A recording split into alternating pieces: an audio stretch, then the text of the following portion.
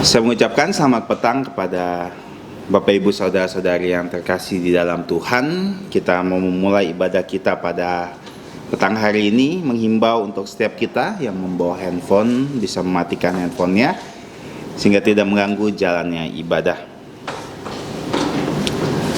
Kita mulai ibadah ini dengan menyanyikan pujian Tuhan berada di bait sucinya.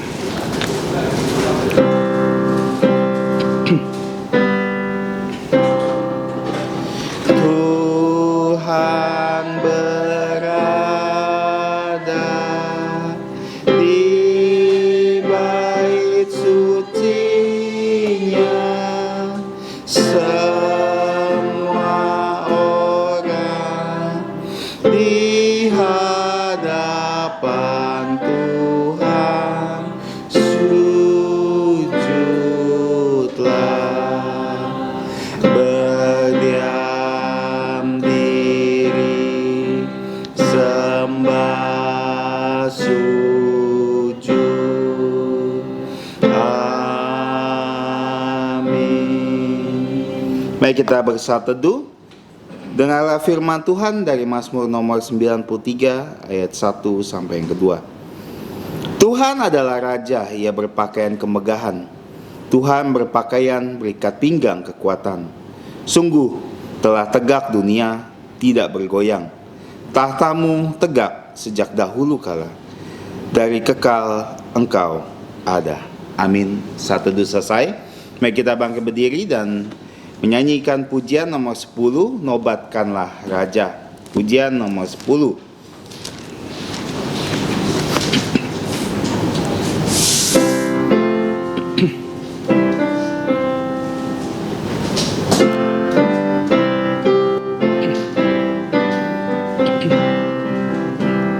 Nobatkanlah Raja, domba ditatanya. Dengarlah suara pujian berkumandang lebar.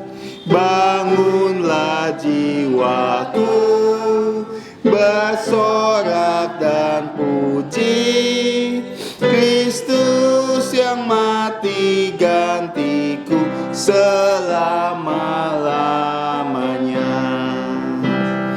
Nobatkanlah Raja, Tuhan Sang Pengasih. Tanda luka paku tombak, nyatakan kasih-Nya. Malaikat di sorga tak dapat lukiskan kejadian ajaib ini serta rahasianya. Nobatkanlah Raja, Tuhan kehidupan, yang mengalahkan kuasa maut dan menyelamatkanku. Pujilah padanya, kan segala rahmat-Nya, yang mati untuk menebusku, beri hidup kekalnya. Nobatkanlah Raja, Tuhan alam semesta. Namanya disebut ajaib dan maha mulia.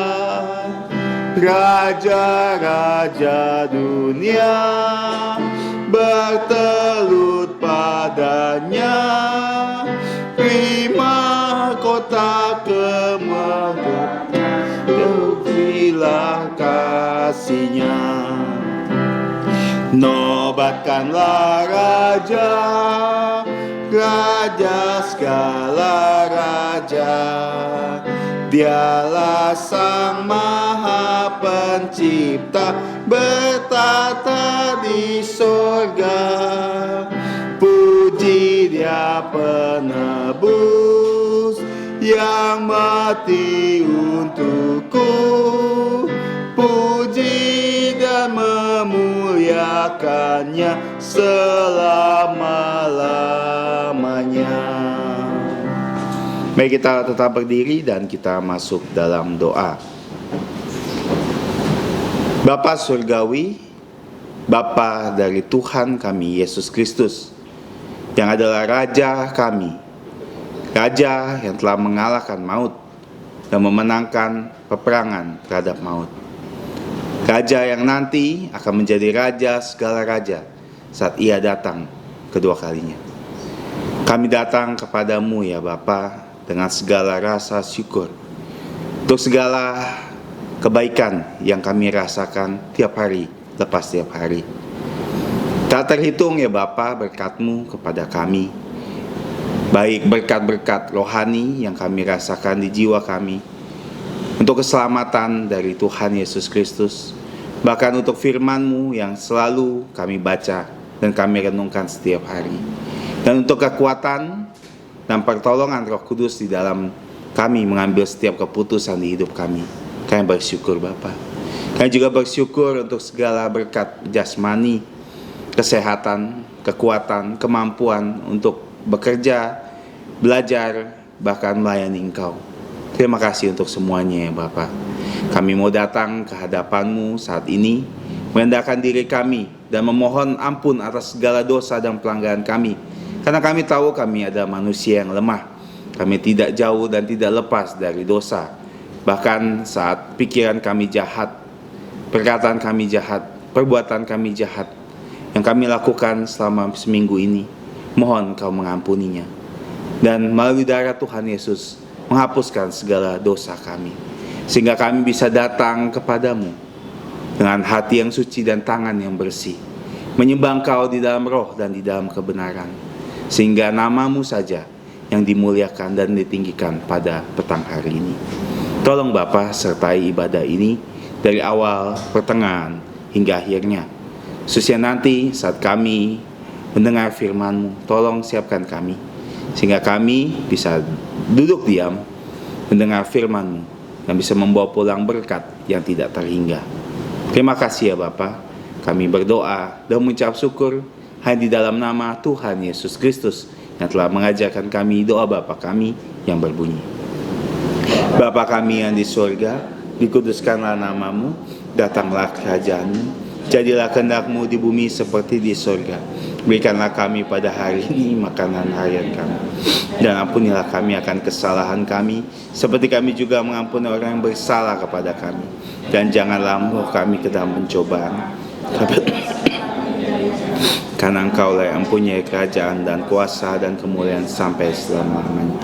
Amin. Gloria Patri.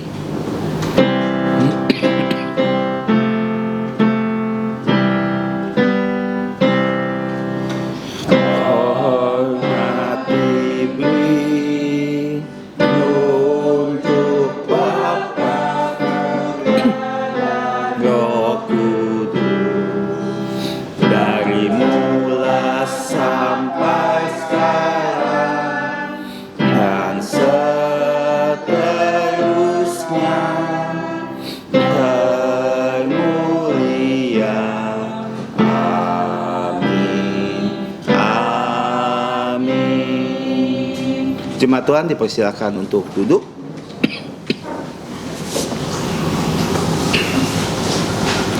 Jemaat Tuhan, marilah kita membuka kitab kita dari Injil Matius, pasal yang ke-15 ayat 21 sampai yang ke-28. Injil Matius 15 21 sampai 28, kita akan baca secara bertanggapan. Saya akan baca yang ke-21, mohon direspon, dan nanti ayat 28 kita akan baca bersama-sama. 21 sampai 28. Lembaga Alkitab Indonesia memberi judul Perempuan Kanaan yang Percaya. Saya akan mulai. Lalu Yesus pergi dari situ dan menyingkir ke daerah Tirus dan Sidon.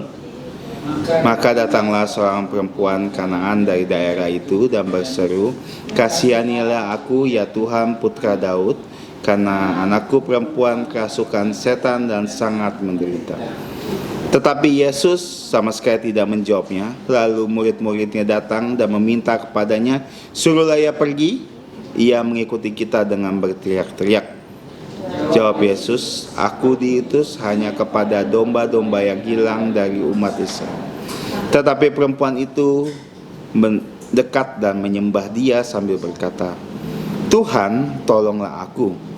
Tetapi Yesus menjawab, "Tidak patut mengambil roti yang disediakan untuk anak-anak dan melemparkannya kepada anjing." Kata perempuan itu, "Benar Tuhan." Namun anjing itu makan remah-remah yang jatuh dari meja tuannya sama-sama. Maka Yesus menjawab dan berkata kepadanya, "Hai ibu, besar imanmu, maka jadilah kepadamu seperti yang kau kehendaki." Dan sekitar itu juga anaknya sembuh. Kita bersyukur atas pembacaan firman Tuhan. Dan firman Tuhan mengatakan Tuhan akan memberkati setiap kita yang membaca, merenungkan, melakukan, dan mewartakan firman Tuhan. Sebagai respon, kita menyanyikan pujian nomor 147.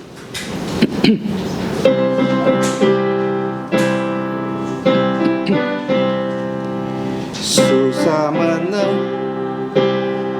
berita Yesus, karena ia dapat menolongku waktu sengsara.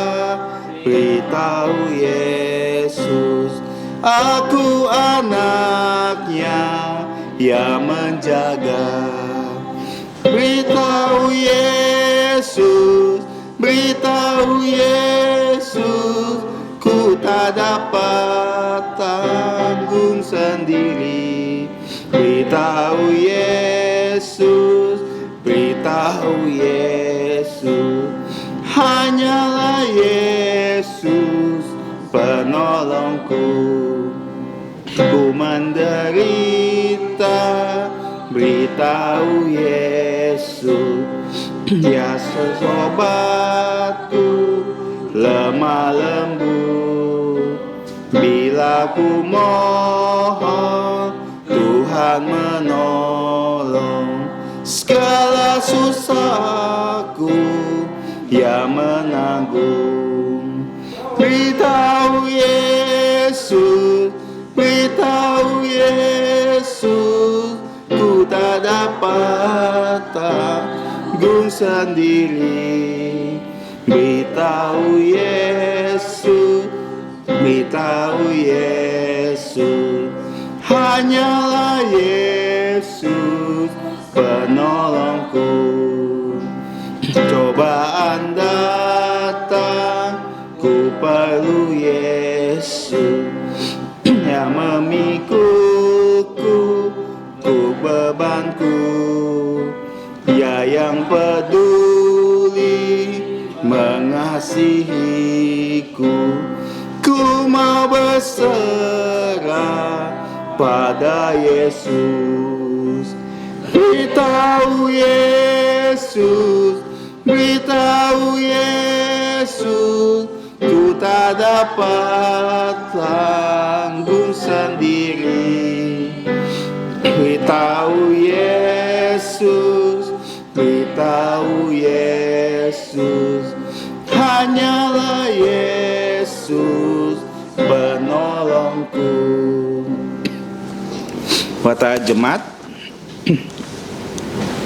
saudara-saudari bisa menyimaknya di Warta Gereja. Kelas pengetahuan dasar Alkitab akan segera dimulai. Untuk jemaat yang ingin dibaptis dewasa, baptis anak, reafirmasi iman, atau pindah anggota, bisa segera mendaftarkan diri.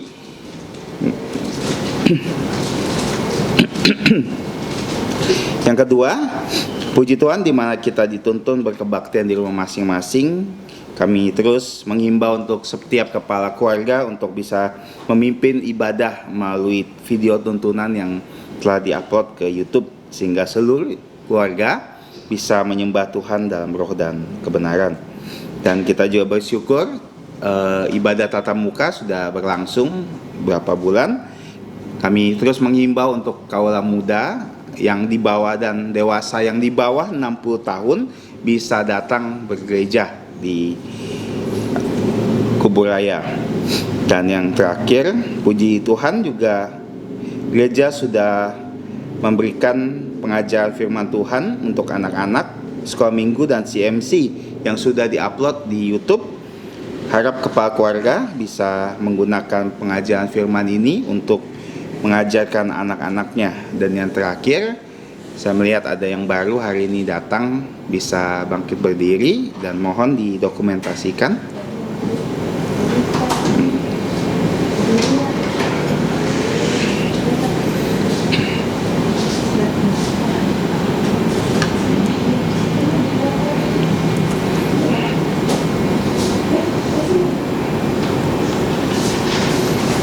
Puji Tuhan, dan kita bersyukur dan menyambut yang baru pertama datang, sehingga kami berharap bisa datang lagi minggu yang akan datang.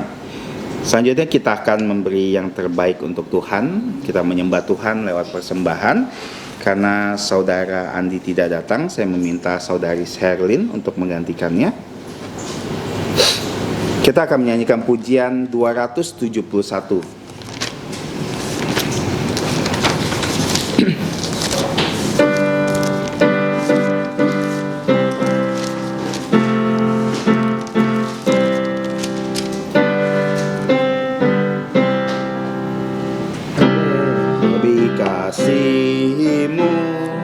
Ya Tuhanku, inilah doaku, oh dengarlah janjiku padamu, lebih kasih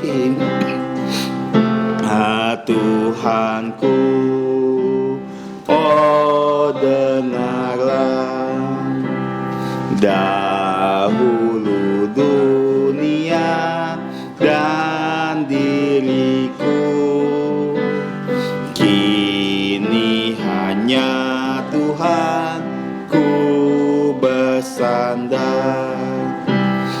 Inilah doaku, gak ku kasihmu, ya Tuhanku. Oh dengarlah. Bait ketiga kita berdiri. Tibalah ajalku, kan ku pergi, ku tetap berkat hilang. Selamanya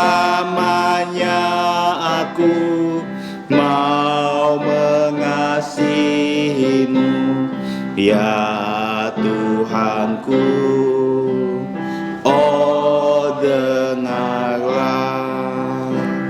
Kita menyanyikan doksologi.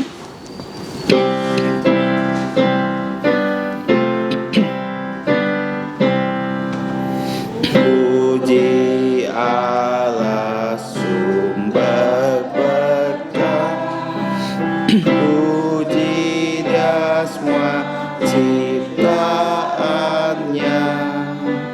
puji Dia para malaikat, Bapa, Putra dan Roh Kudus. Amin. Mari kita berdoa. Bapa Surgawi, kami bersyukur sekali lagi karena Engkau telah menyertai ibadah kami sampai saat ini. Dan saat ini kami bersyukur juga untuk kesempatan memberikan persembahan. Kiranya Engkau yang memberkati setiap tangan-tangan yang telah memberikan persembahan ini dengan sukacita. Dan Engkau terima persembahan ini dan Engkau pakai untuk digunakan untuk pelayanan-Mu di tempat ini. Dan kami mohon ampun atas dosa pelanggaran kami berdoa hanya di dalam nama Tuhan Yesus Kristus. Amin. Silakan duduk.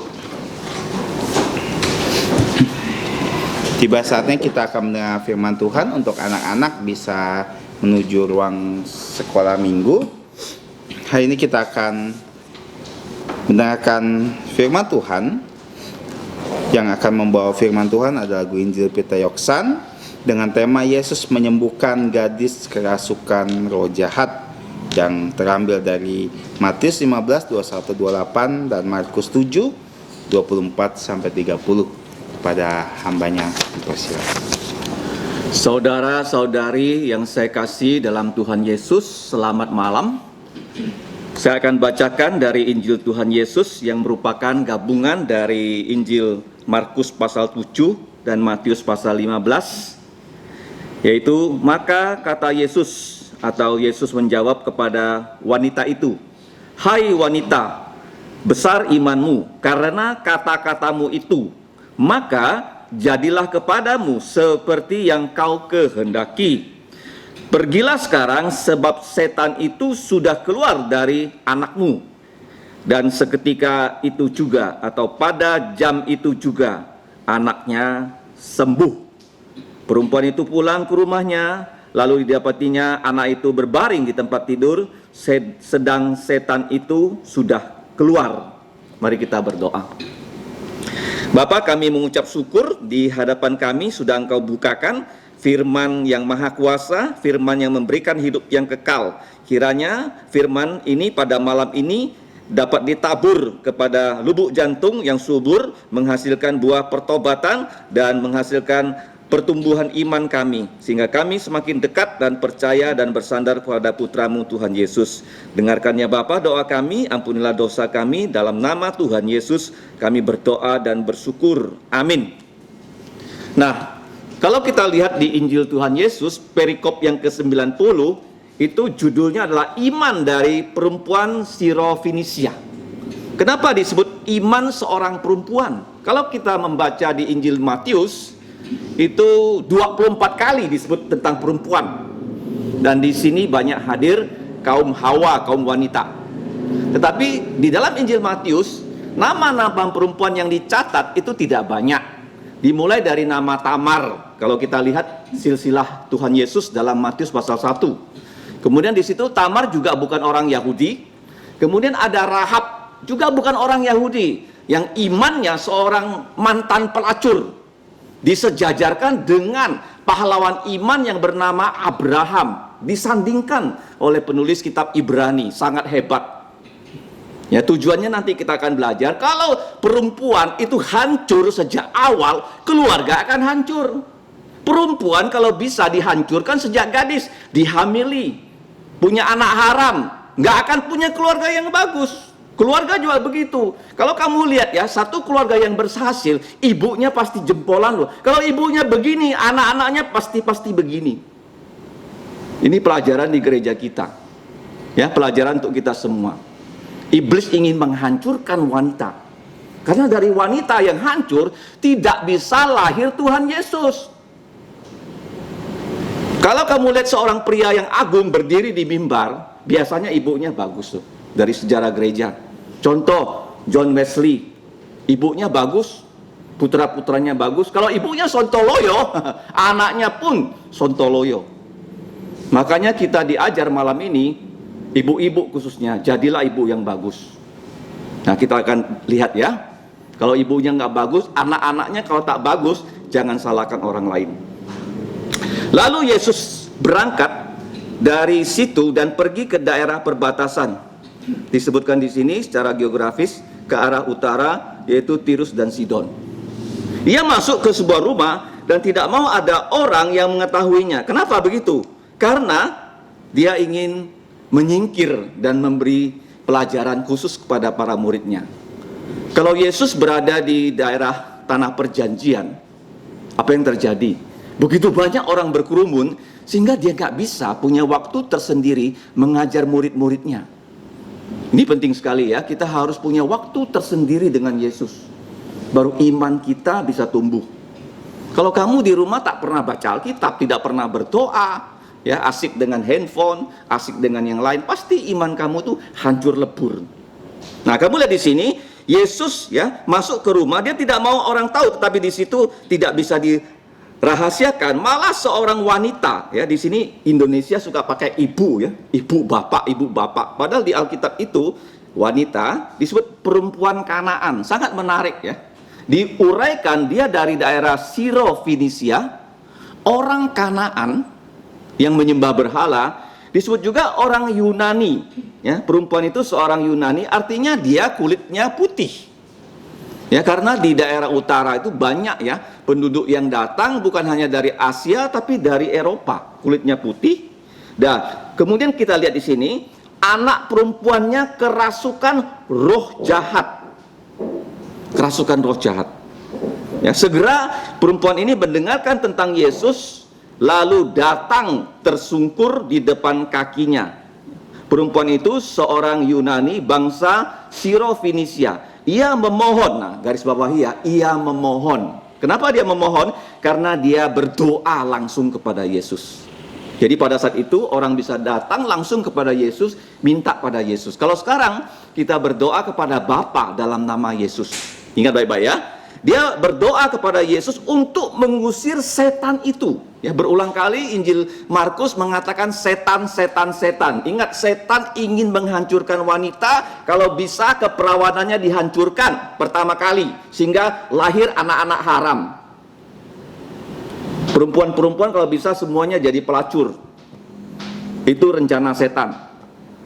Ingat baik-baik ya. Makanya kalau di negeri yang maju seperti Singapura itu begitu banyak bayi digugurkan loh, dibunuh secara legal oleh dokter kandungan. Itu yang diperjuangkan oleh Dr. To di Singapura. Kalau kamu baca sejarah gereja BP, dia berdebat di parlemen, mengatakan tidak boleh bayi walaupun haram digugurkan, karena sudah ada kehidupan. Nah sekarang juga Donald Trump sedang berjuang untuk itu. Pendeta John MacArthur di Amerika juga begitu. Ya, kaum Demokrat kalau terpilih, mereka mengatakan bayi boleh digugurkan asal ibunya mau menggugurkannya, boleh. Dokter itu legal. Kita lihat di sini ya, perempuan ini datang ya kepada Yesus, dia memohon kepada Yesus untuk mengusir setan itu dari anak perempuannya dengan berseru loh.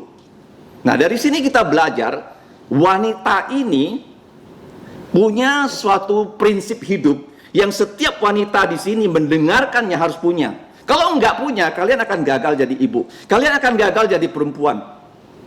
Dari rahim kalian enggak akan lahir ya wanita yang baik, pria yang baik. Pasti lahir yang sontoloyo, yang merusak masyarakat.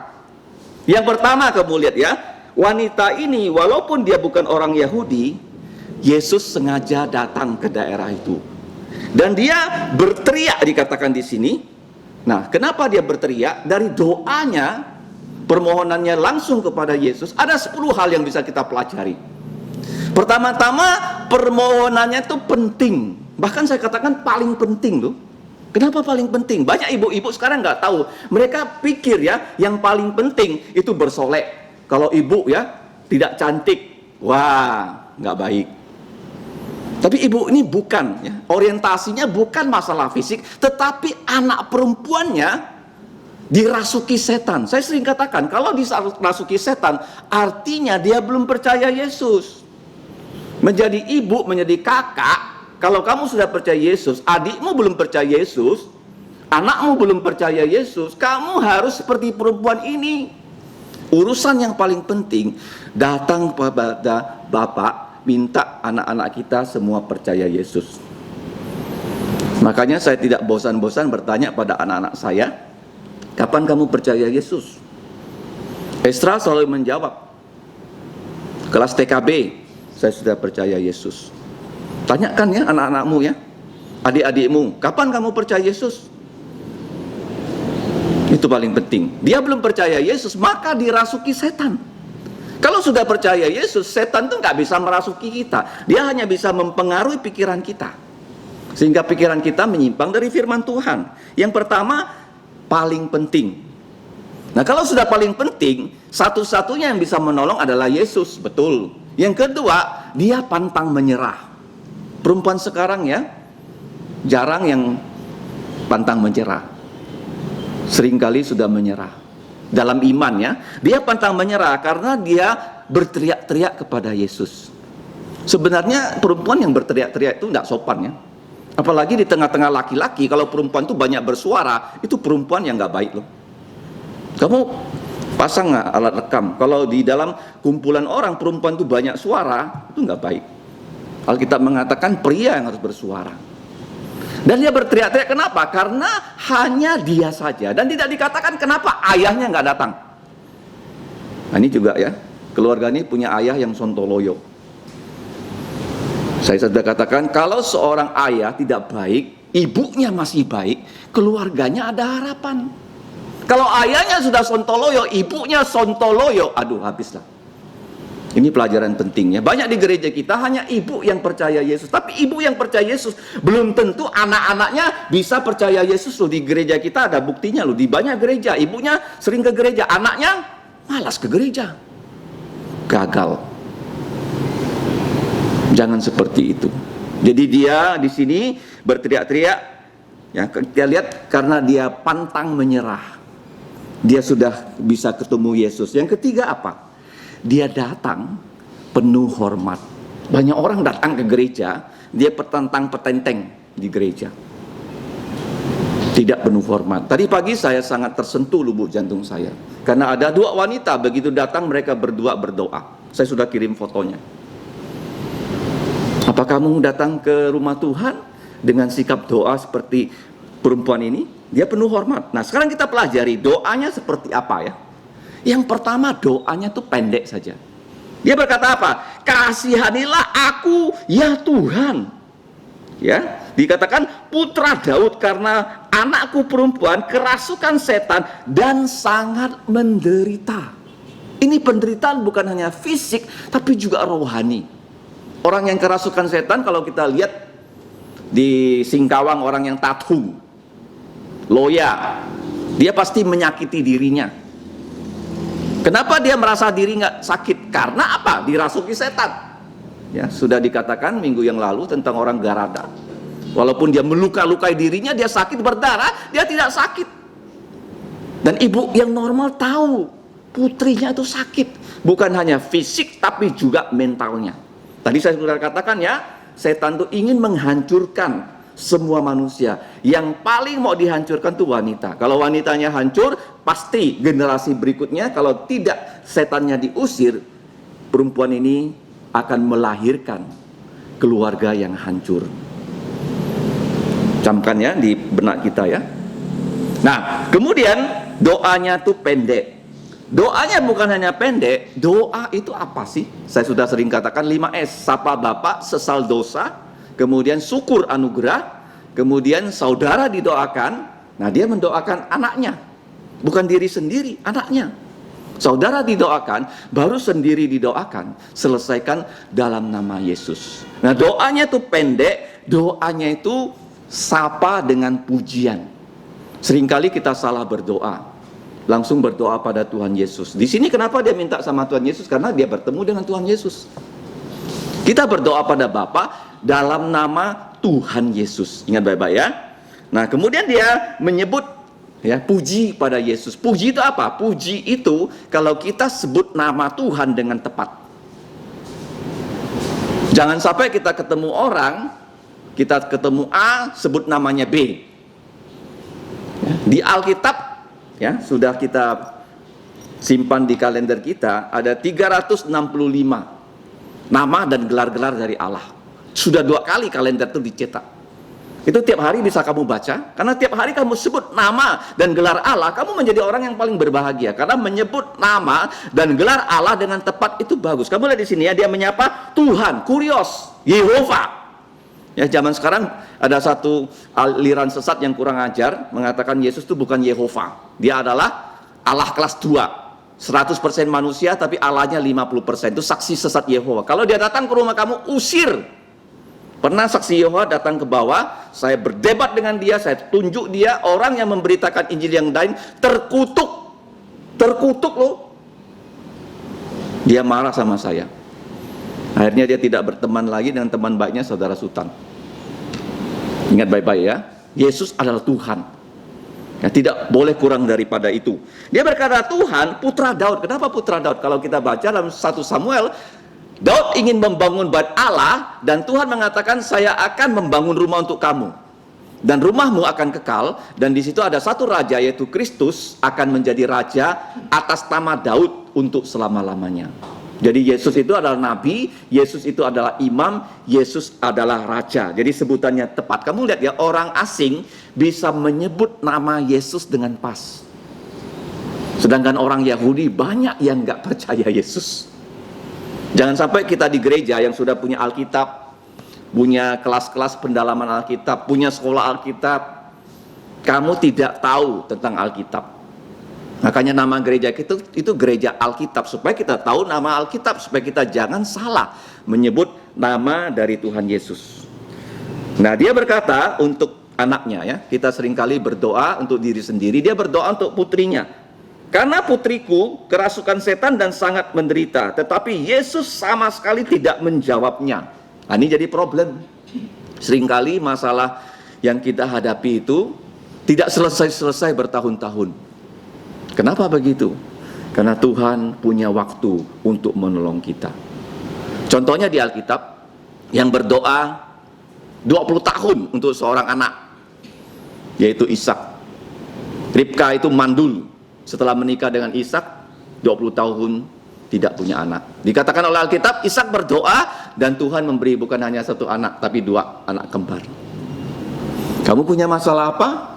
Sudah berdoa berapa tahun? 1 tahun, 2 tahun, 3 tahun, terus berdoa. Tuhan punya timing loh. Doa itu mencari timingnya Tuhan. Jangan bilang, Tuhan ini timing saya, ikuti. Kalau seperti itu, Tuhan itu pembantu kita loh.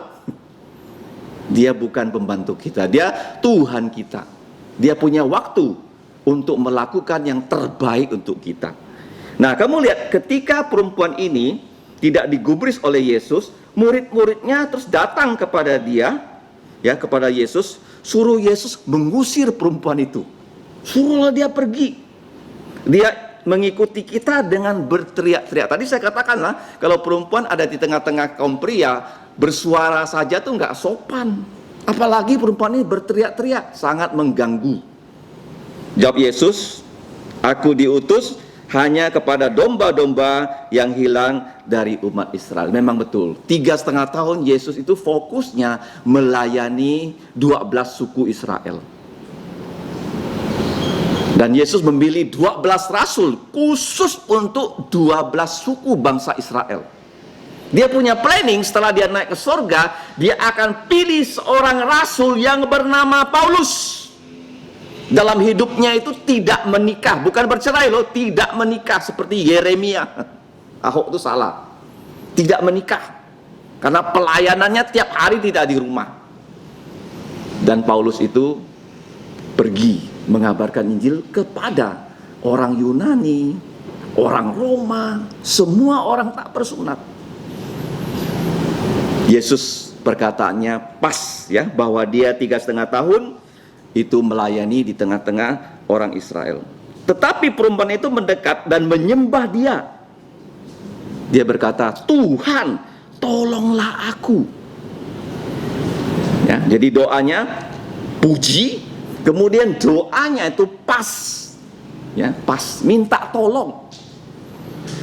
Kemudian doanya minta tolong, kenapa? Lalu Yesus berkata kepadanya, biarlah anak-anak, atau izinkanlah anak-anak kenyang dahulu, sebab tidak patut mengambil roti yang disediakan untuk anak-anak dan melemparkannya kepada anjing. Nah, kita lihat ya, doa dari ibu ini ya, selain pendek, selain padat, doanya punya pujian, doanya pun itu pas. Pas itu artinya dia minta tolong, dia tidak pantas. Seringkali kita datang kepada Tuhan, kita merasa pantas. Saya sering katakan, banyak hamba Tuhan berdoa kurang 1 S, yaitu sesal dosa. Dari awal sampai akhir hantam terus, tidak pernah minta ampun dosa. Amin dalam nama Yesus. Sepertinya dia satu level dengan Allah. Makanya dalam doa Bapa kami selalu ada klausa, ampunilah, hapuskanlah hutang-hutang kami seperti kami ya mengampuni orang-orang yang bersalah pada kami. Bahkan setelah doa itu Yesus mengatakan, kalau kamu tidak mengampuni orang, Allah pun tidak akan mengampuni kamu. Ya, artinya kita itu seringkali datang pada Tuhan tidak sadar kita orang berdosa. Jadi perempuan ini doanya pendek, penuh dengan pujian, doanya itu pas, ya, pas. Kemudian doanya itu paten. Apa itu paten? minta belas kasihan. Seperti pemungut cukai ya, dalam Injil Lukas pasal 18, dia bilang, "Ya Tuhan, kasihanilah aku." Kamu tahu nggak, kata yang paling banyak diulang di dalam Mazmur adalah kasihanilah aku. Bahwasanya untuk selama-lamanya ya, kebaikan Tuhan dan rahmat Tuhan, belas kasihan Tuhan. Apa itu belas kasihan? Dia ingin menghapus segala dosa kita dengan darah Yesus. Jadi pemungut cukai itu minta belas kasihan dalam doanya, dan doanya diterima dan dijawab. Sedangkan orang Farisi yang doanya sombong tidak dijawab oleh Allah. Jadi kita lihat ya, doanya itu haruslah paten. Nah kemudian doa itu jangan lupa harus patuh. Apa itu patuh? Sesuai dengan firman Tuhan. Banyak orang berdoa tidak sesuai dengan firman Tuhan. Contohnya doa Yabes dipelesetkan menjadi doa untuk minta Tuhan melimpahkan harta kepada hidupnya dengan doa Yabes. Itu sempat populer loh, belasan tahun yang lalu doa Yabes. Padahal doa Yabes itu bukan mengajarkan supaya orang percaya Yesus kaya raya, tapi gereja karismatik menjadikannya itu sebagai mantra untuk apa? Pesugihan. Itu adalah blasfem, menghujat nama Tuhan. Ingat ya, doa itu harus patuh sesuai dengan firman. Coba kita lihat, tetapi perempuan itu menjawab, "Benar Tuhan." Oh ya, benar Tuhan. Kenapa? Karena Yesus berkata, ya, tidak pantas mengambil roti yang disiapkan untuk anak-anak dan melemparkannya kepada anjing. Nah, kata anjing di sini sangat menarik, bukan anjing yang seperti kita lihat di jalan-jalan. Ini bahasa Inggrisnya itu puppy, anjing yang kecil, yang masih dipelihara di rumah, dikasih makan ya oleh orang yang memelihara anjing. Ya, dalam bahasa Yunaninya itu adalah kunarion, ya anjing kecil ya, papis. Nah, kemudian anjing ini sebenarnya adalah sebutan oleh orang Yahudi untuk orang yang bukan Yahudi, oleh orang Israel kepada orang yang bukan Israel. Karena orang Israel menyembah Allah yang esa. Kalau bangsa-bangsa lain menyembah banyak berhala. Contohnya dalam kitab 1 Samuel, waktu Daud dia berhadapan dengan Goliat, Daud hanya membawa tongkat. Bawa apa? Tongkat ya, karena dia gembala. Goliat berkata kepada Daud, "Kamu pikir aku ini anjing?" Nah itulah ya, anjing itu artinya apa? Orang-orang yang bukan Yahudi itu di luar dari perjanjian Allah.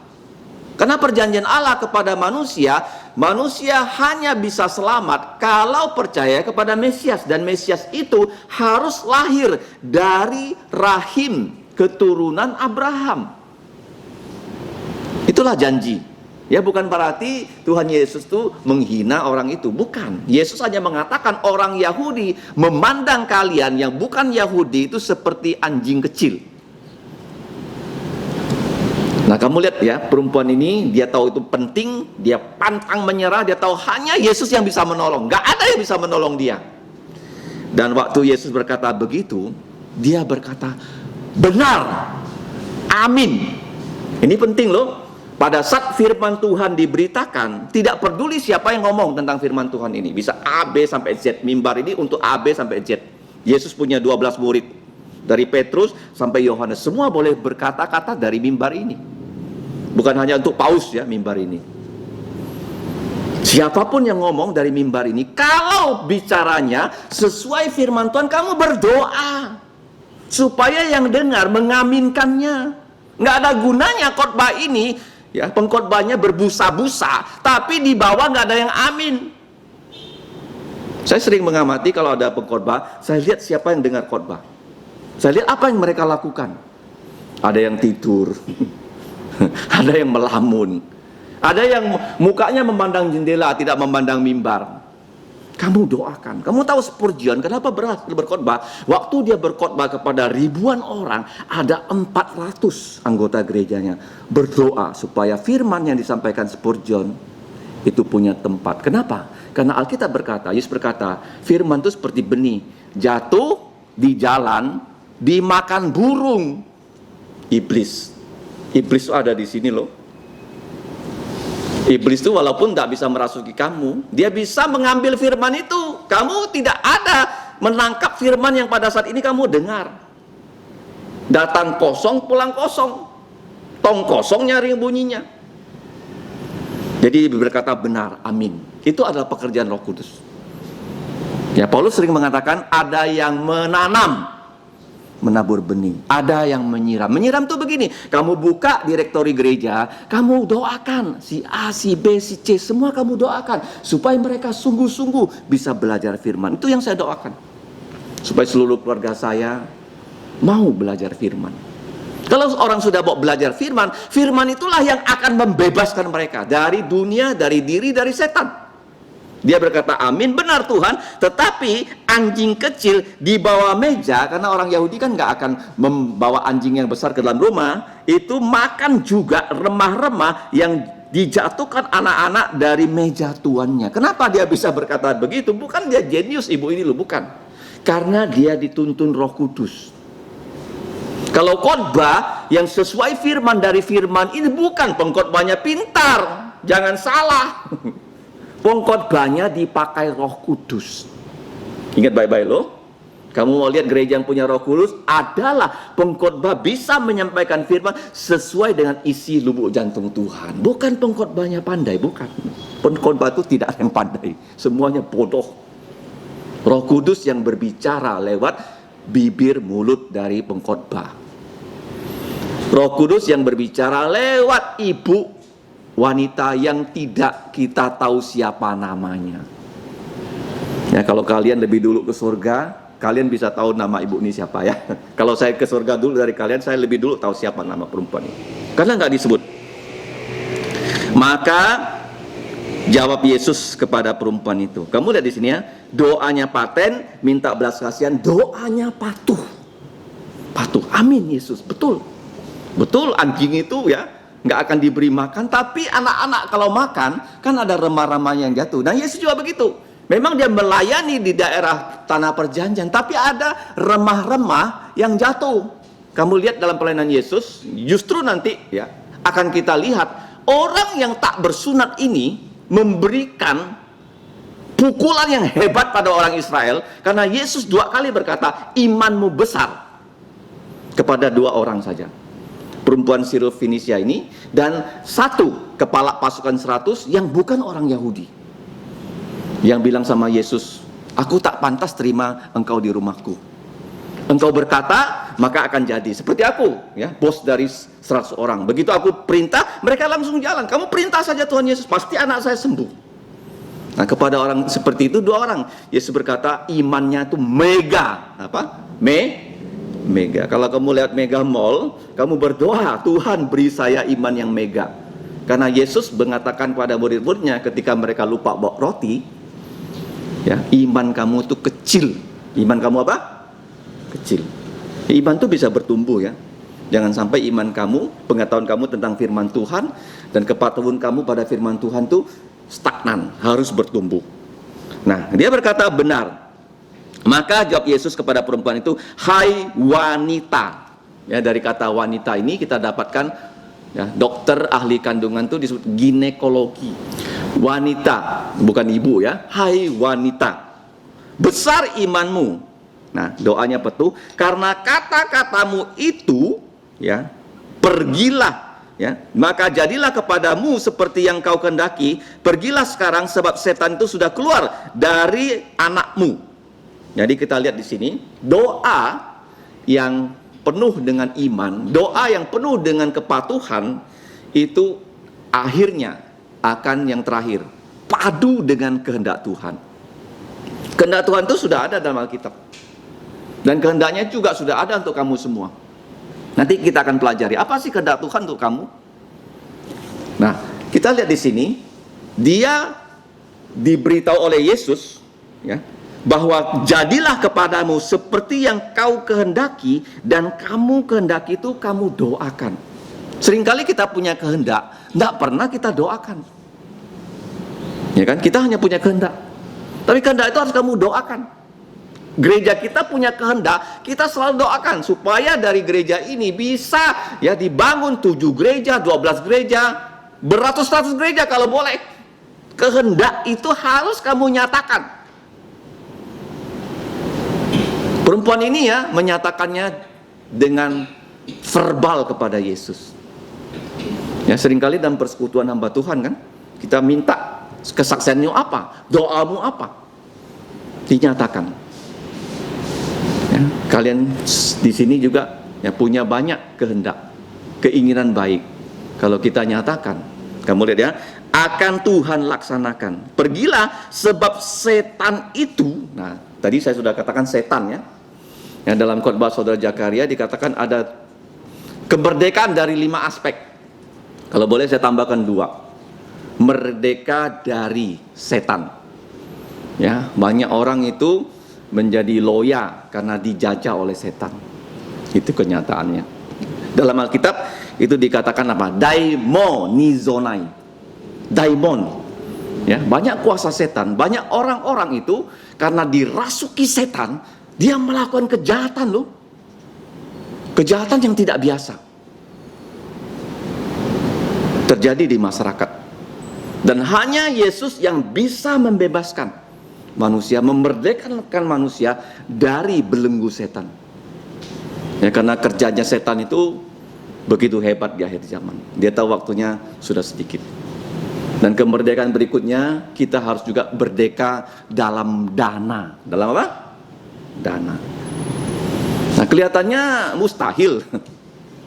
Ya, tadi saya katakan problem-problem yang kita hadapi seringkali menahun. Contohnya, pagar dari rumah kami itu begitu berat ya. Zaman dulu harus 3 anak dorong ya.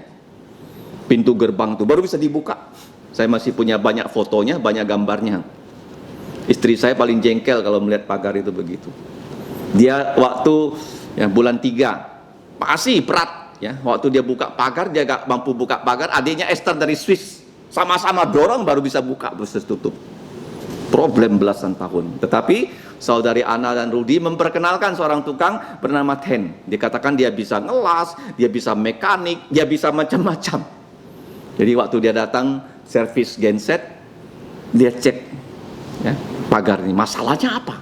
Karena begitu banyak tukang besi yang membetulkan pagar ini, berkata ini itu semua dijalankan nggak bisa bagus-bagus. Bahkan ada mengatakan oh ganti itu ya, balok rel ini, rel apanya, stainless steelnya. Ada yang mengatakan itu kurang tinggi. Semuanya bertiru. Dia bilang enggak, itu hanya rodanya yang salah. Kamu beli roda yang runcing, ganti saja, tidak sampai 200.000 dia beli, dia pasang, nyut sekarang, ekstra pun bisa buka. Belasan tahun, masalahnya kecil. Gereja kita juga menghadapi masalah dana. Kalau gereja kita punya dana, lebih banyak gereja bisa kita buka. Nggak perlu minta uang sama orang kayak ngemis.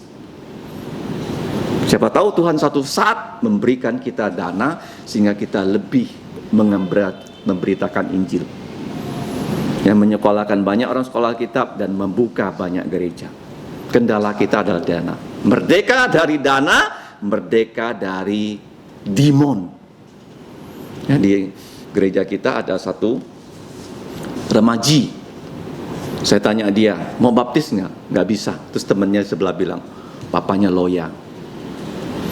Nyata loh, jadi harus dibebaskan ya dari setan. Nah, kita lihat di sini yang terakhir, doa itu padu.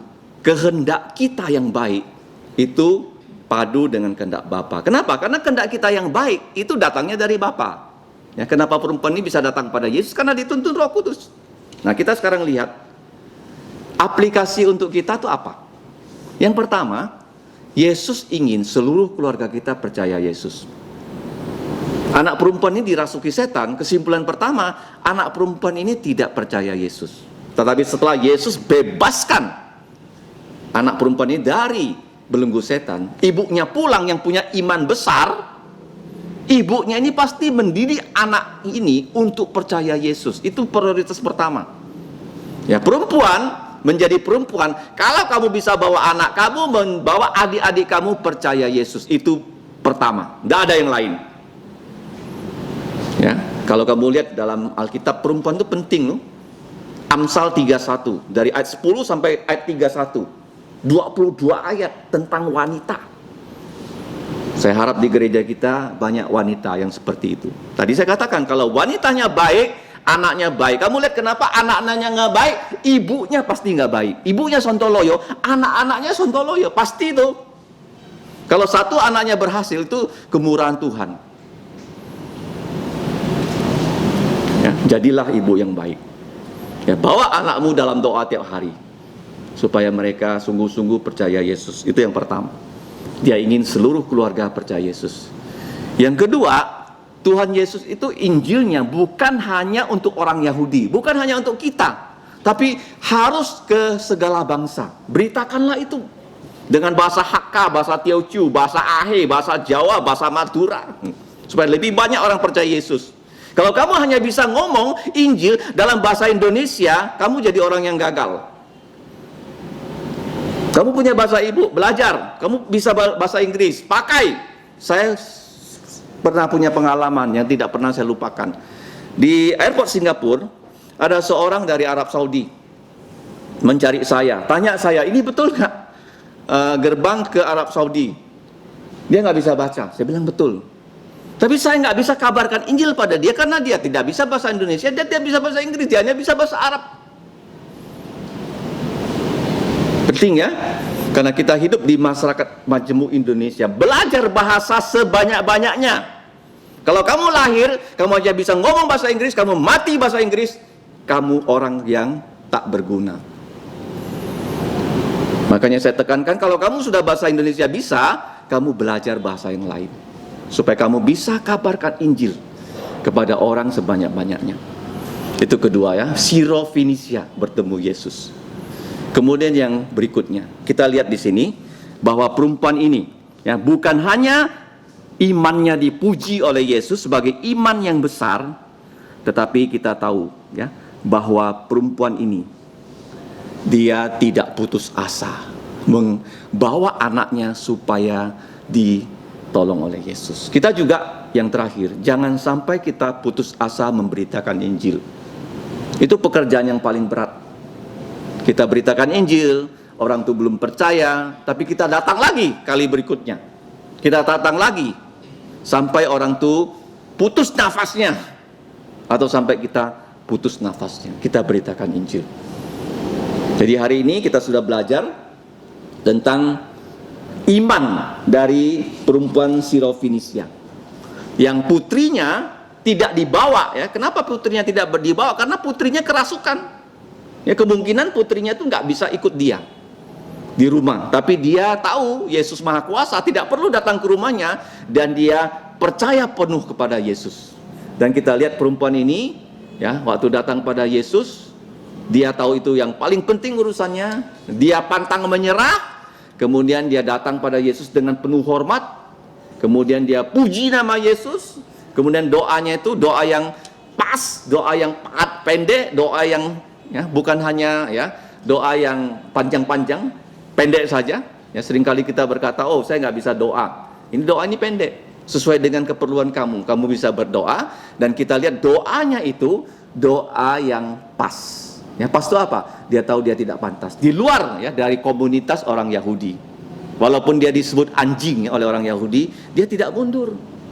Ya, dan Roh Kudus menuntunkan dia bahwa betul anjing tidak akan dapat makan langsung dari tuan rumah, dari bapak ibu, dari anak-anak, tapi anak-anak waktu makan, rempah-rempahnya jatuh, dan anjing itu, anjing kecil dapat makanan. Dia bilang benar, dan Tuhan Yesus berkata kepada dia, ya, karena dia patuh, ya, jadilah kepadamu apa yang engkau kehendaki.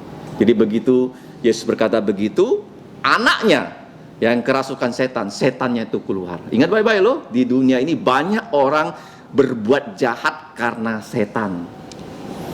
Saya ingat persis kesaksian yang baru terjadi. Orang itu membunuh. Dia bilang dia sembayang dulu, dapat ketetapan dari Tuhan, dia lakukan itu pembunuhan. Itu kerjanya siapa? Kerjanya setan loh. Ya, di masyarakat ini banyak orang yang masih diikat oleh setan. Siapa yang bisa bebaskan mereka? Hanyalah Yesus. Dan kita lihat ya, perempuan ini pelajaran rohaninya, jadilah ibu yang baik. Kamu akan dikenal sebagai ibu yang baik bukan karena kamu, wah fotonya ada di sini ya. Karena kamu dikenal sebagai wanita terkenal. Karena cantiknya, karena apanya. Karena kamu diva, bukan. Kamu dikenal sebagai manusia di depan mata Tuhan. Namanya nggak disebut di sini. Kalau kamu bisa bawa anak-anak kamu, cucu-cucu kamu, adik-adik kamu semuanya percaya Yesus, pantang menyerah. Dan kita tahu ya, setelah perempuan Firosinisia ini percaya Yesus, ada satu orang dalam Alkitab yang tidak bersunat, yang Tuhan pakai menulis hampir 25% Alkitab. Namanya Dr. Lukas. Dia menulis Lukas dan Kisah Para Rasul. Jadi waktunya Tuhan memang waktu itu bukan untuk orang yang tak bersunat, tetapi untuk orang Yahudi. Tapi setelah itu Tuhan Yesus punya program untuk orang seluruh dunia. Ya, makanya kita berdoa gereja kita bisa dipakai oleh Tuhan membawa Injil kepada orang yang bukan Tionghoa, orang Dayak, orang Melayu, ya, orang-orang lain, supaya mereka percaya Yesus. Mari kita berdoa. Bapa kami di surga, kami bersyukur untuk putra-Mu Tuhan Yesus yang dengan setia melayani di tanah perjanjian. Tetapi Tuhan Yesus juga membawa orang-orang yang tak bersunat percaya kepadanya. Bahkan dua orang yang bukan Israel, seorang wanita, seorang pria. Tuhan Yesus bilang iman mereka itu mega besar. Ya Bapa, kami adalah anak-anak-Mu sekarang dari kaum yang tak bersunat. Tolonglah kami ya Bapa, supaya kami punya iman yang terus bertumbuh, sehingga tugas kami sebagai manusia, sebagai ibu, sebagai bapak, bisa membawa sebanyak-banyaknya manusia dari keluarga kami untuk percaya pada Tuhan Yesus, supaya mereka dibebaskan dari ikatan dosa, ikatan dari roh jahat. Ya Bapa, tolonglah supaya firman-Mu ini menjadi renungan kami dan menjadi apa yang dapat kami jalankan untuk kemuliaan nama-Mu. Demikianlah ya Bapa doa kami, dalam nama Tuhan Yesus kami berdoa dan bersyukur. Amin. Pujian yang terakhir kita berdiri. Cuy Hewe Siko 134, Kristus hidup. Yit Pak Samsipsi 134.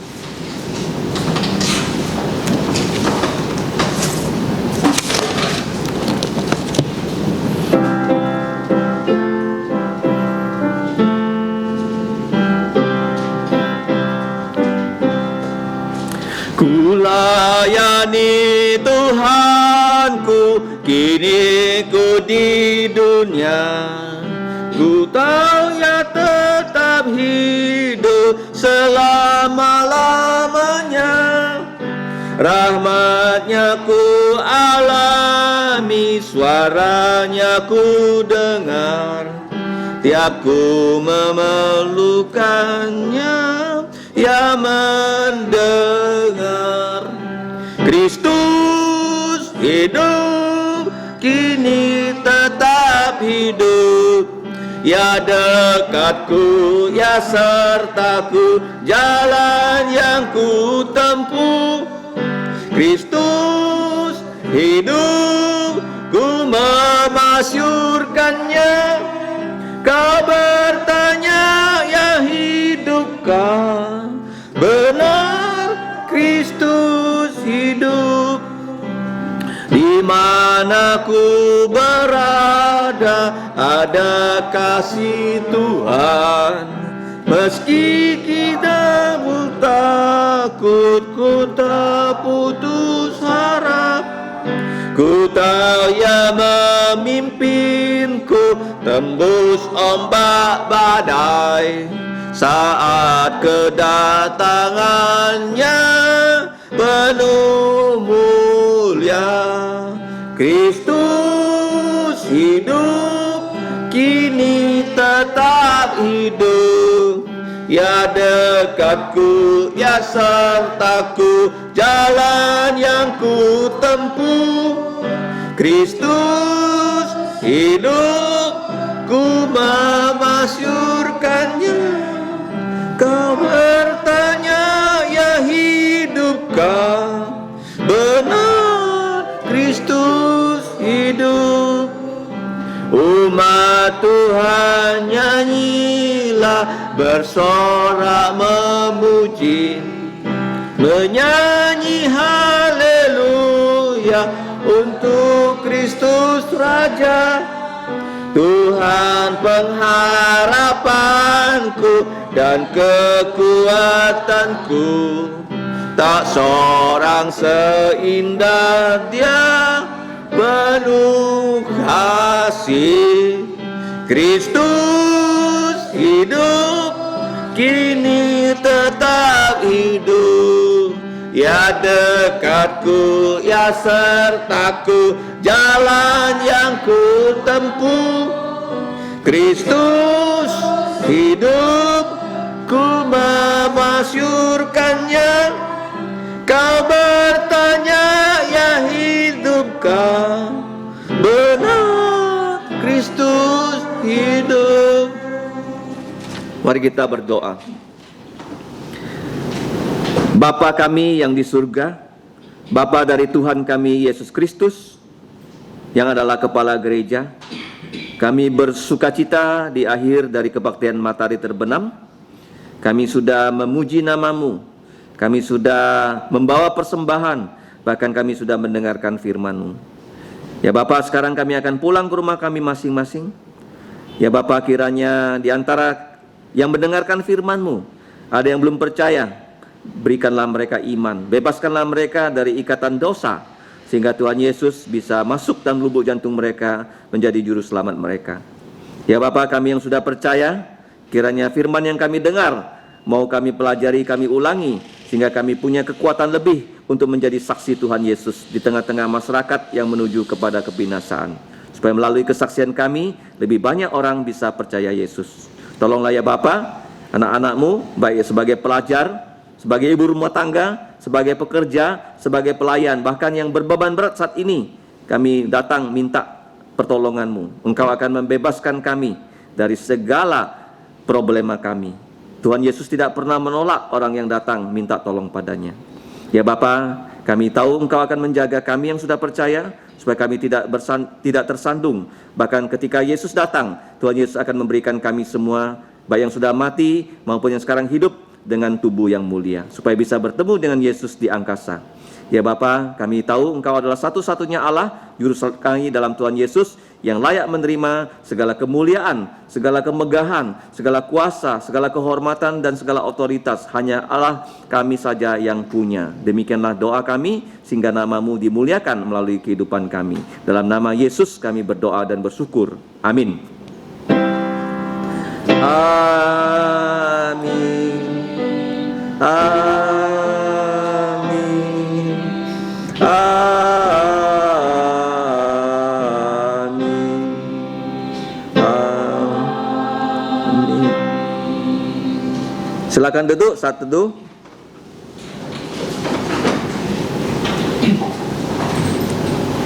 Tuhanmu memberkatimu dan melindungimu.